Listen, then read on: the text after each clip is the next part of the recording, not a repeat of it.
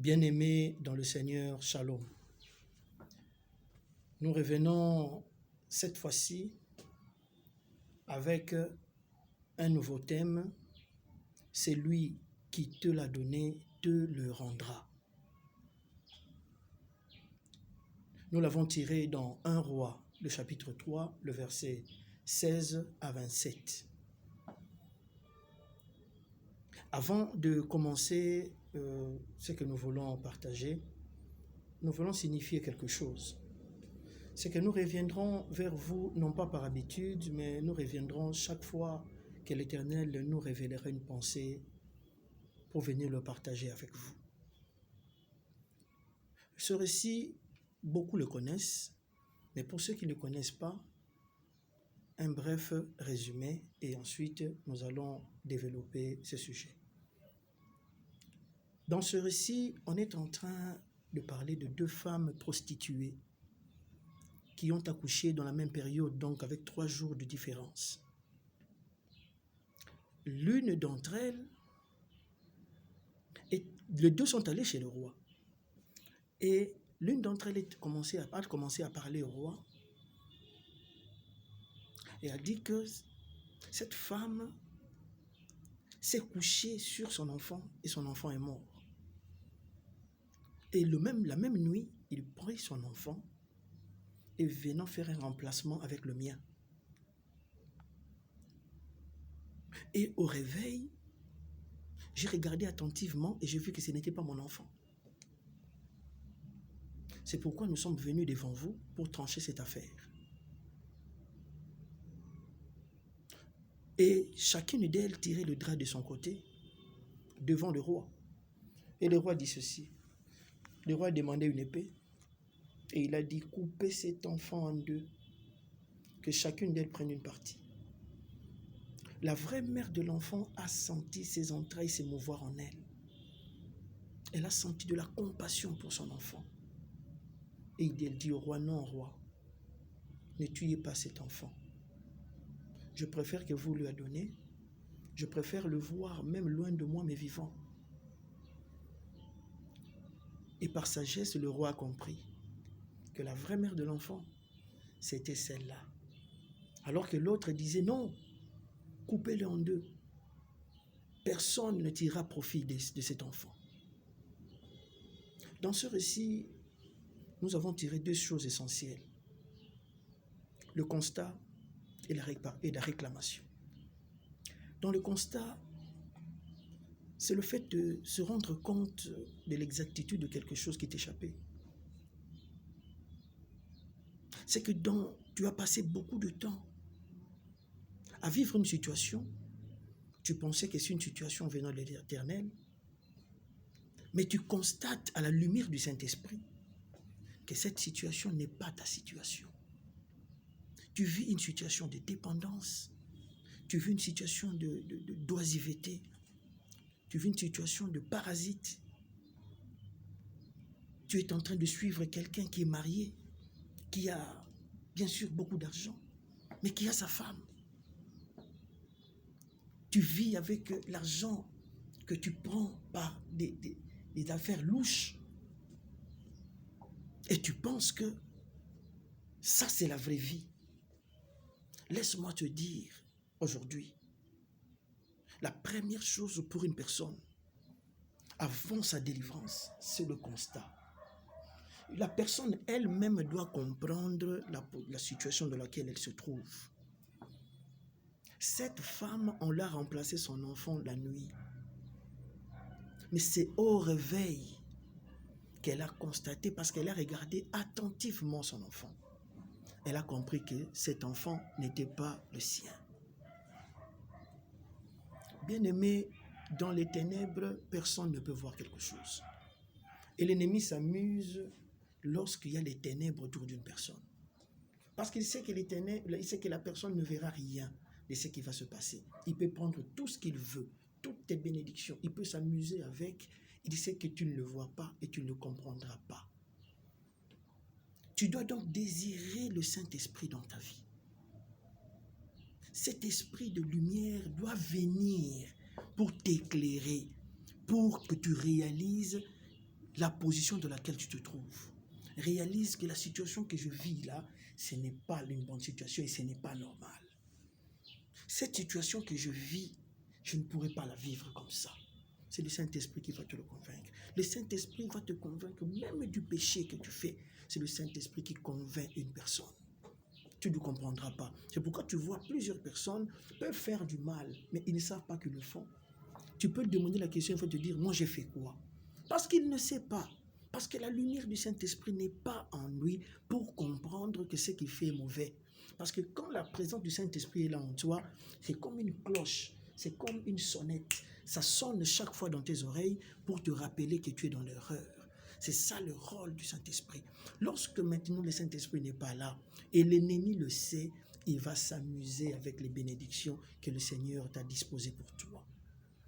Mais lorsque tu te réveilles, tu comprends cela, c'est alors que maintenant tu dois te lever. La Bible est en train de dire dans Éphésiens 5, le verset 14. Réveille-toi, toi qui dors.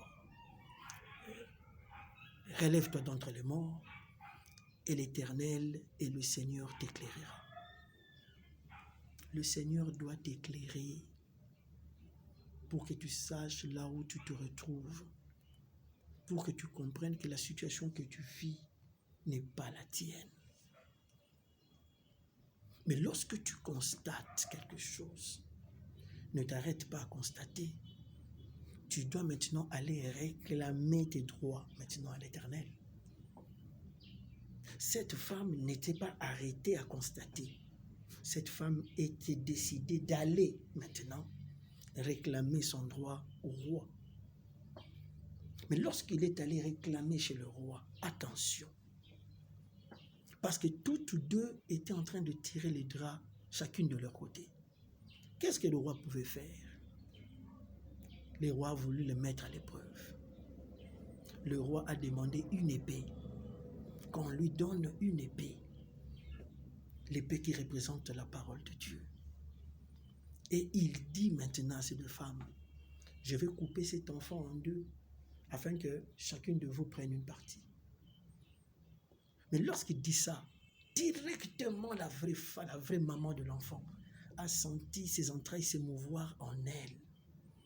Elle a compris, elle a eu compassion pour son enfant. Elle a dit au roi, non, non, non, roi, ne tue pas cet enfant. Je préfère que tu la donnes, l'enfant, mais qu'il vive, que je le voie même de loin. Quand il a dit ça, le roi a compris que cet enfant était réellement l'enfant de la première femme.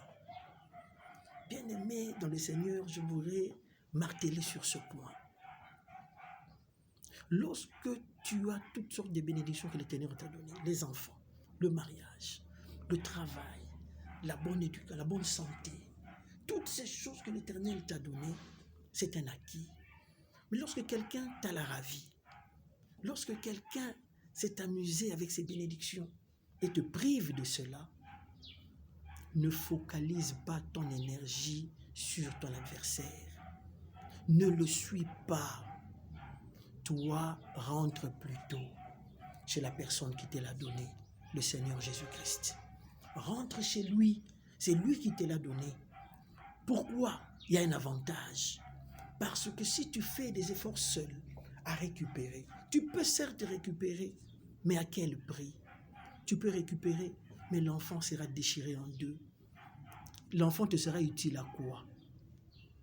Laisse-moi te dire, toi, femme mariée, ton mari est dans la turpitude. Il fait tout ce qu'il veut. Ton mari a des copines par-ci, par-là. Ne suis pas ton mari. Ne cherche pas de problème avec tes rivales. Rentre chez la personne qui te l'a donné. Et cette personne, c'est le Seigneur Jésus-Christ. Rassure-toi, il s'occupera de ce cas et il te le rendra. Mais lorsque tu veux faire des efforts seul, lorsque tu prends tes amis, tu dis, maintenant, Ekoyinda, je vais faire tout ce que je veux. Cette fille-là, elle saura maintenant qui je suis. Oui, tu peux aller, tu fais du désordre, tu récupères ton mari, mais tu ne sais pas, tu le récupères avec quoi? Tu peux récupérer le corps, mais l'esprit, tu ne le récupères pas. Parce qu'il a été déchiré maintenant. Il a été déchiré parce que l'autre femme ne voudra pas perdre. Toi aussi, tu ne veux pas perdre. Maintenant, dis-moi, qu'est-ce qui va se passer?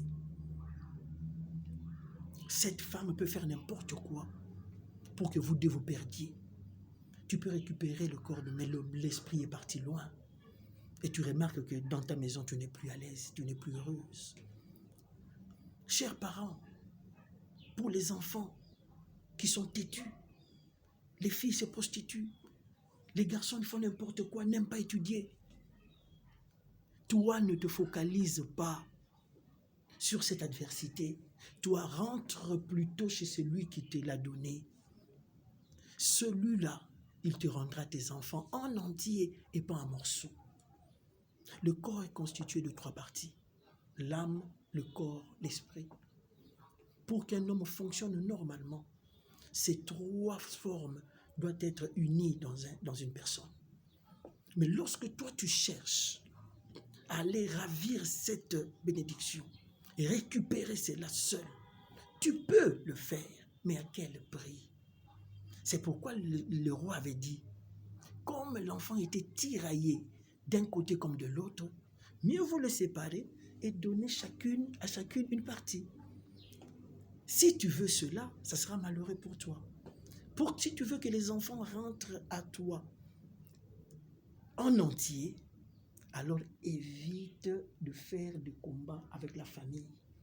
Parce qu'on va souvent te dire que c'est l'oncle, que c'est la grand-mère, que tout cela, ils ont fait ceci. Mais laisse-moi te dire, si tu rentres chez l'Éternel, l'Éternel te le rendra entièrement et totalement et tu seras heureux dans ton foyer. C'est ça que je voulais te dire pour ce qui est de la réclamation. Lorsque tu commences, tu réclame à l'Éternel. Anne n'a pas réclamé chez Pénina. Pénina l'a mortifiée pourtant. Mais Anne n'est pas allée chez Pénina. Elle n'a pas focalisé son énergie sur Pénina. Mais elle est rentrée chez l'Éternel. C'est lui qui donne les enfants. Et l'Éternel lui a donné Samuel. Aujourd'hui, on ne parle même pas d'un enfant de Pénina.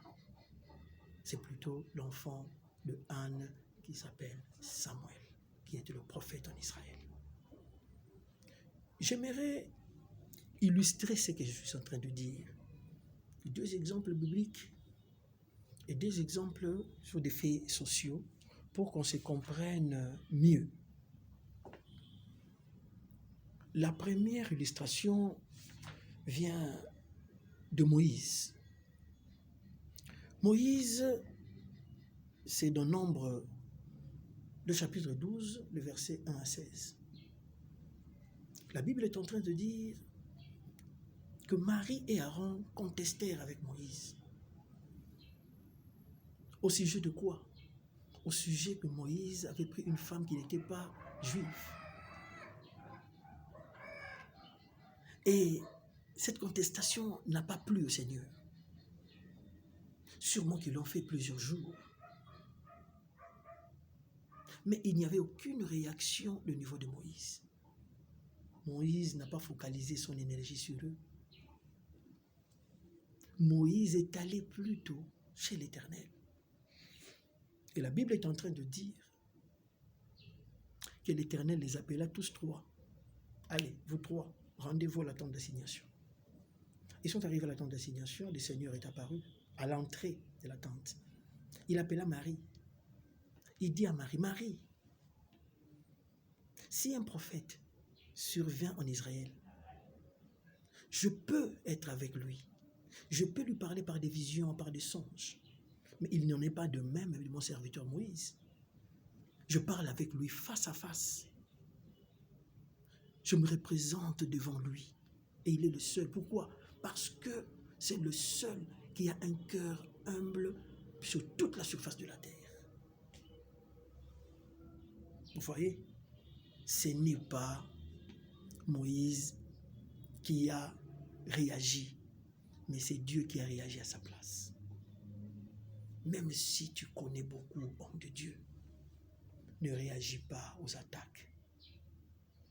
Même si le Seigneur t'a établi, même si le Seigneur a fait de toi ce qu'il veut, ne réagis pas. Même devant ceux qui sont inférieurs à toi, ne réagis pas. parle à celui qui t'a investi. Lui s'occupera de ce problème. Mieux que toi. Et l'autre exemple, c'est dans 2 Samuel, le chapitre, tu peux prendre 15, 16, 17. Là, on parle de l'histoire de David et d'Absalom. Dans cette histoire, David était un roi, il était oint par l'Éternel. Donc, il n'y avait pas de discussion à ce niveau. Il avait une bénédiction venant de l'Éternel. Mais il est arrivé que son fils Absalom, par ruse, il a commencé à séduire tout le peuple. Et lorsqu'il a réussi à séduire tout ce peuple, le roi s'est dit non, je ne peux pas réagir devant mon enfant. Je dois plutôt partir et le laisser. Il pouvait engager parce que c'est un grand guerrier. Mais il ne l'a pas fait. Il a dit je pars. Si c'est par l'Éternel que les choses arrivent, lui-même s'occupera de ça. Et il est parti loin. Et l'Éternel s'est occupé de cette affaire. L'Éternel lui-même a mis la confusion entre les sages d'Absalom, les Achitophel et tout ce monde. Ils se sont embrouillés là-bas. Et Absalom a trouvé la mort. Parce que lorsque tu combats un serviteur, qu'il ce soit son frère, que ce soit ton père, il faut faire attention. Parce que tu ne combattras pas le serviteur, mais celui qui lui a confié cette mission. Et il s'avère qu'Absalom a été décédé. Et son père était très, très consterné par cette nouvelle. Mais rien à faire, lorsqu'on conteste avec un serviteur établi, tu contestes avec l'Éternel. C'est pourquoi dans les familles, il faut faire 2 fois attention. Tu peux avoir un frère ou une sœur, une maman, un papa qui est servante, serviteur de l'Éternel. 2 fois, tu peux contester en famille. Mais quand il s'agit de l'œuvre, il faut faire très attention. Parce qu'il y a des réactions qui peuvent tourner au vinaigre avec le Seigneur. Dans les faits sociaux, j'aimerais relever 2 faits sociaux. J'ai entendu une histoire, et j'ai connu d'ailleurs cette histoire, d'un monsieur qui avait sa femme à la maison et des enfants, et il a commencé à vivre avec une autre femme.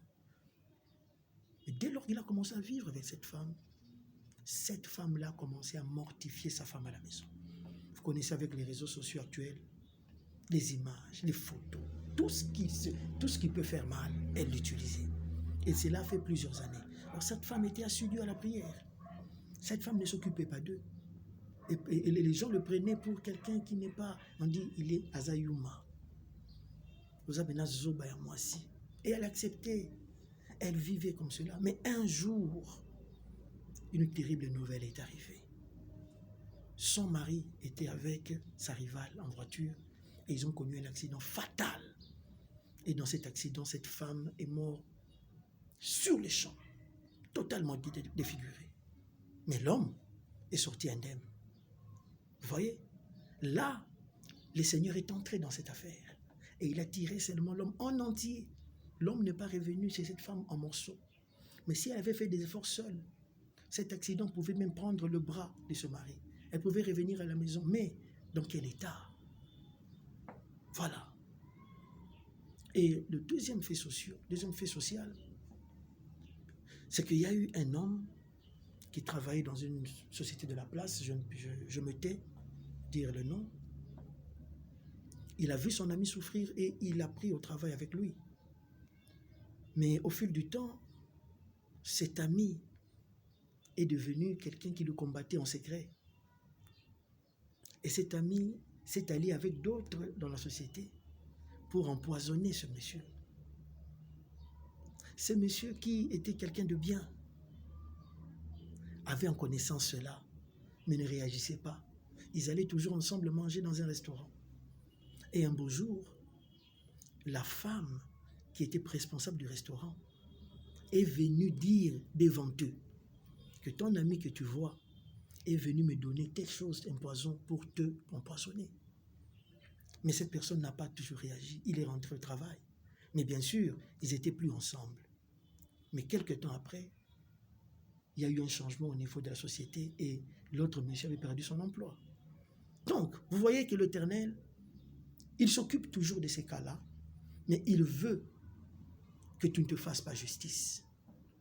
Il veut que tu lui laisses le soin de la vengeance, car lui, il le fait bien.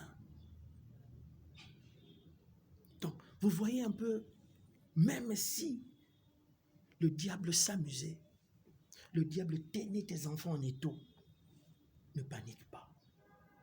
Il y a quelqu'un qui est capable de finir avec ce problème. Ce n'est pas toi, ce n'est pas ton rôle. Ton rôle, c'est seulement de prier. Et recommande ton sort à l'Éternel et il agira. Ne regarde pas à tes forces, à tes capacités.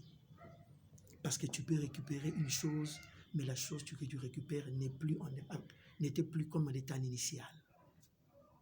Tu auras donc perdu, et c'est ça le désir de l'ennemi. Il n'est pas content de ton mariage, il n'est pas content de tes enfants, il n'est pas content de ton travail, il n'est pas content parce que tu es en bonne santé, il n'est pas content de toutes ces choses. Il viendra et il te fera combat. Mais toi, rentre toujours, c'est la personne qui te l'a donné. C'est lui qui te le rendra entièrement et il n'y aura pas de souci. Que Dieu vous bénisse. Je pense que le message que j'avais à vous transmettre est celui-là. Cherche à être un enfant qui ne rend pas le mal par le mal, mais rentre souvent chez l'Éternel. C'est lui qui connaît comment terminer ce problème. Que Dieu vous bénisse. Nous allons nous rencontrer au prochain numéro. Bye bye.